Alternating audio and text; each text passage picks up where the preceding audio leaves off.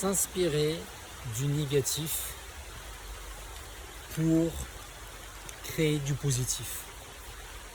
Pour moi, le négatif, quand j'y suis confronté, c'est la meilleure école de vie que je peux avoir dans mon quotidien. Parce que c'est grâce à ces événements négatifs, personne, travail ou autre, quelle que soit la situation, que je peux progresser et aller vers l'avant. Parce que chaque situation négative me permet de me remettre en question, de chercher des solutions et après de pouvoir faire le pas vers l'avant pour pouvoir y sortir. C'est important de réaliser qu'on est dans le négatif, mais une fois que vous avez compris cela, c'est tout aussi important de pouvoir s'y extraire. De dire ok, je retiens la leçon de cet événement, de cette personne ou autre, et de là, je décide de faire le pas pour pouvoir m'extraire et laisser ce négatif de côté. Ce qui est difficile dans cette étape-là, lorsqu'on s'extrait, c'est qu'on n'ose pas vraiment parce qu'on se sent coupable.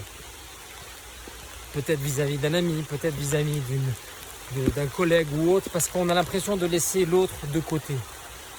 Mais non, en fait, tout ce que vous faites en faisant cela, c'est vous dire oui à vous-même pour de vrai et être en phase avec vous-même, donc vous respecter. Donc le négatif, pour moi, c'est vraiment chaque jour une expérience bénéfique qui me permet d'avancer et puis de laisser toutes ces choses-là derrière moi et de les mettre bien en dessous. Comme quand on fait du tri chez soi, là le négatif c'est pareil. On le trie dans le compost, papier, verre, où vous voulez, mais dans un endroit où vous êtes sûr que dans vos têtes, ça ne va pas rentrer, ça ne va pas cogiter et ça ne va pas vous bloquer. Je sais que c'est difficile, c'est facile à dire, mais pas facile à faire forcément. Je pense qu'une bonne façon de le faire, c'est se décharger en faisant du sport ou en écrivant ou alors en s'exprimant, en le partageant quelque part. Et une fois que vous l'avez fait, passez à autre chose.